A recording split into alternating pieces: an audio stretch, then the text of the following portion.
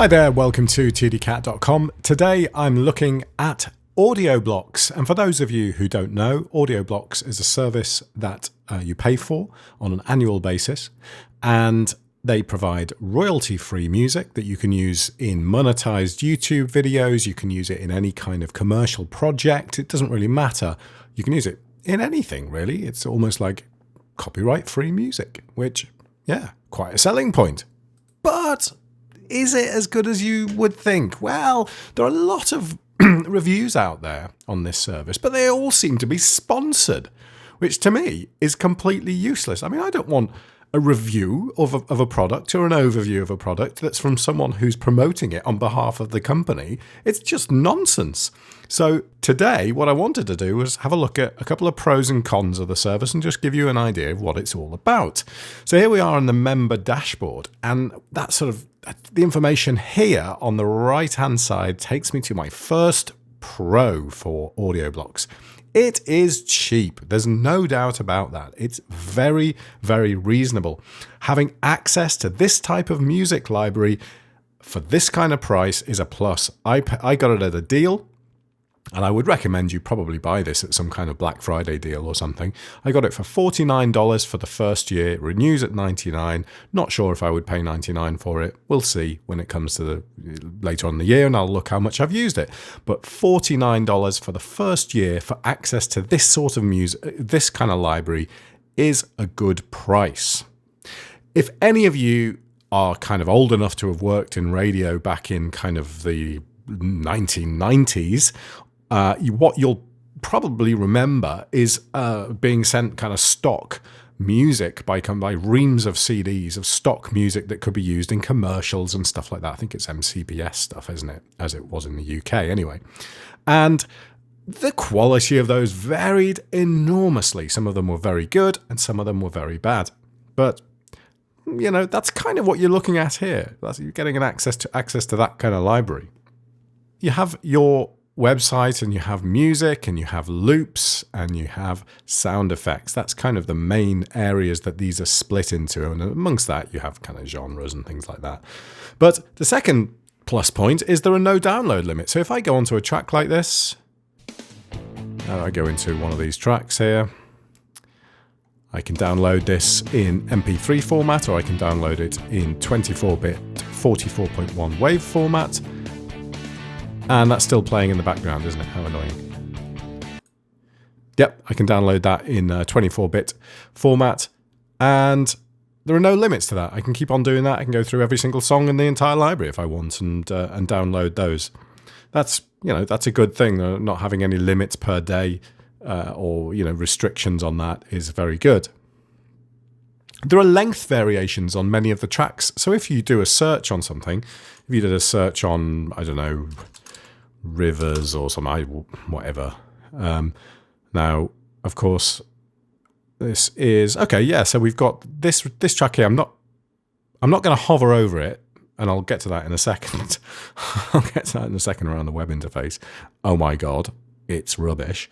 River's Edge here, you've got a 30-second variety, and we've also got a 1-minute variety. So a lot of the tracks come in various length varieties, and that's really handy because if you're doing a kind of montage or you're doing some kind of production and you want your music to fit nicely to it, and you've got a bit of leeway either side as far as your images are concerned or titles, then it's nice to have different length tracks that are the same, a 1-minute version and a 2-minute version or a 30-second version. And they have that here, so that's a really good point.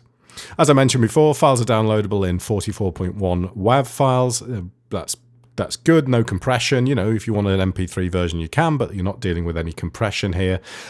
They've also got a good idea, which is albums. If you go to albums, it's just like a way of categorizing, putting your favorites together. So you can add a new album, which could be project related, and you can add sounds to that. So if I was working on a particular, or if I said, upbeat, my upbeat album or something, and I could manage to pick out those good tracks, could store them all in separate albums. So that's a nice feature on the site.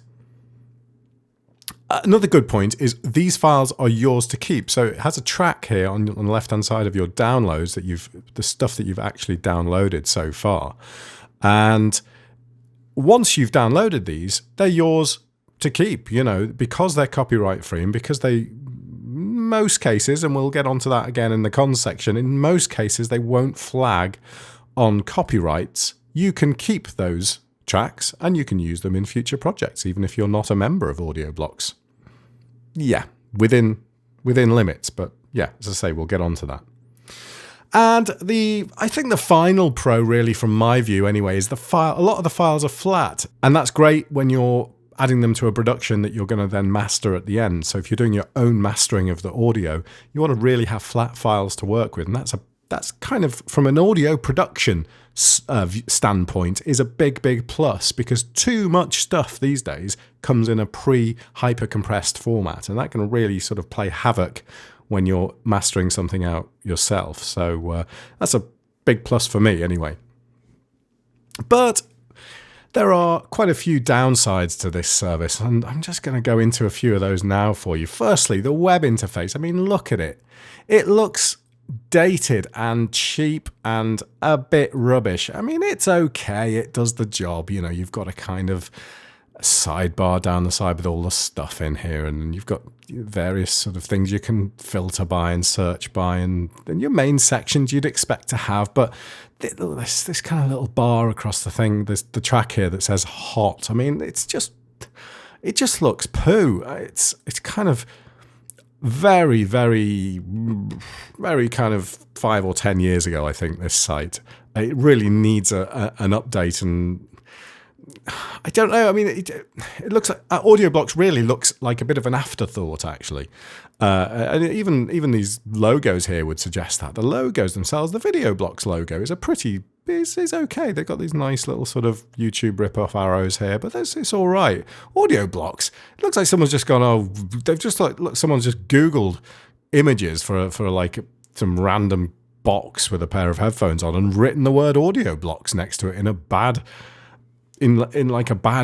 image editor or something, but it doesn't really inspire confidence for me anyway, but that's just my opinion.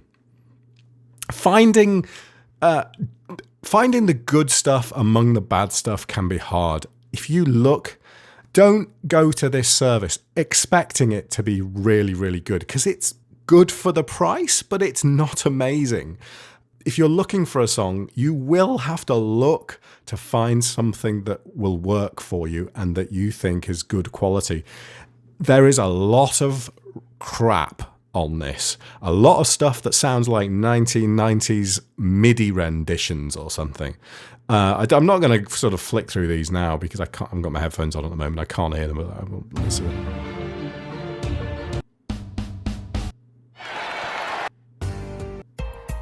So, sorry, I don't want to say, don't really want to flick through tons of examples now, but you can find gems in there. There is some good stuff in there. There's definitely good things in there, but finding them amongst the garbage is difficult. That's definitely a negative side to the site.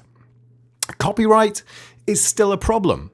They have a method around that. You can see down the left-hand side here, we have a section that is dedicated to YouTube licensing. And the reason for that is because the people who they don't have the ultimate control over the people who write these songs. Clearly, AudioBlocks don't write all of these songs. They're not the ones that make these. So people send them the music and will submit music. And if they, at some future time, or just in general, choose to copyright stamp that music, there's nothing AudioBlocks can do about it. However, if they have submitted their music for use, what AudioBlocks can do is go out and say, can you remove that copyright claim? And the very first song that I used on a video that I put up fairly recently, if I just go to my website and go to my YouTube channel, you'll see that this one here, the Bristol Waterfront, is the very first video that I've done that contains a song from AudioBlocks, and it came up with a copyright flag. I had to go through the process here and it says, go to YouTube licensing, it says, just do a link to your YouTube channel. Well, there's actually a slightly more detailed version in the support section of what you have to do. You have to go and you have to give them the link. You have to give them the details of the person who's put the claim in. I even sent them a screenshot and uploaded it, and it was sorted within 2 hours. So you've got to do that, and you're still going to get these copyright claims. AudioBlocks can't do anything about that, but it still exists, and they will sort it, and they did it very quickly for me. So that's good. But what the problem there is, if you keep these files and use them in future and you don't have an account, you have no way of getting those copyright claims removed, do you? I mean, they're kind of locking you in there if many of them come up with copyright flags. I've used a few in a couple of projects, and none of the others have come up with a flag, but they do occasionally. So expect it, even though they advertise this service as something you can, monetize your vids. You can monetize your vids. You just might need to go through this process of getting that claim removed. It's not going to harm your channel. It's not going to do nothing wrong with it. It's just a bit of a pain in the backside when it happens. The search facility is pretty rubbish. You can search here by music, sound effects, and loops, and you can search by genre and moods and instruments. So if I do a search, if I just do this search again by river, I don't know why I've got this river in my head. I can change duration there on the right hand side, and I should be able to do a little bit more than that as well. I tell you what, hang on a second. Oh, that's right. If I go to music here, now I've got a little selection here. I can do moods, genres, and instruments, and I can change the tempo, and I can change the duration. I've applied these, and the stuff it comes back with is vaguely related to it, but it's not a clean filter at all. It's like someone's just got the tags and just gone, stick them all on. Yeah, that's using an electronic instrument. It's basically a rock track, but it's probably using a keyboard or something. So let's put it in the electronic section as well. And it doesn't really help in the slightest. It's just a case of an initial search and an initial filter, but don't expect much from these filters because they don't do a great deal. And as far as the recommended tracks that are similar, so if I just pause this. So you'll have this section at the bottom here that says similar sounds. They're not similar at all. Like, as I say, I haven't got my headphones on, because I'm not going to give you an example at the moment, but the search facility and this similar sound, it's all a bit of a mishmash, really, and it doesn't hold together very well at all.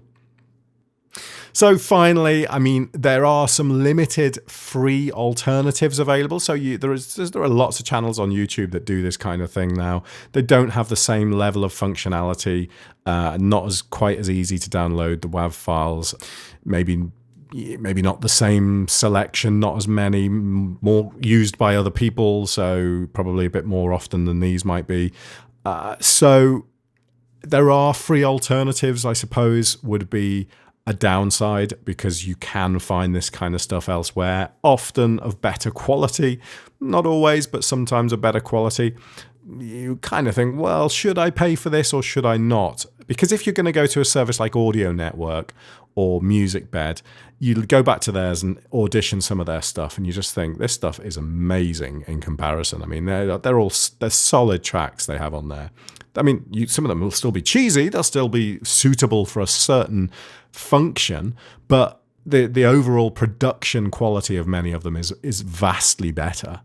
And I think, in summary, that really, I say that AudioBlocks, you get what you pay for, and it is good for the money. It is a big music library, and it isn't expensive. So if you're willing to dig around, look for the good stuff, it's a nice service to have, and it's a nice kind of library of music to have available to you to complete a project. Don't expect miracles. You're not going to get them. It'd be nice if they redid their site. It'd be nice if they updated this, that, and the other, but it probably wouldn't be as cheap if they started doing all that sort of stuff. So yeah, don't expect miracles. Good service, not brilliant. That's my review of AudioBlocks. Let me know what you think. Do you use it? Would you consider using it? Anyway, thanks for watching. Put your comments below, and I will catch you soon. Bye for now.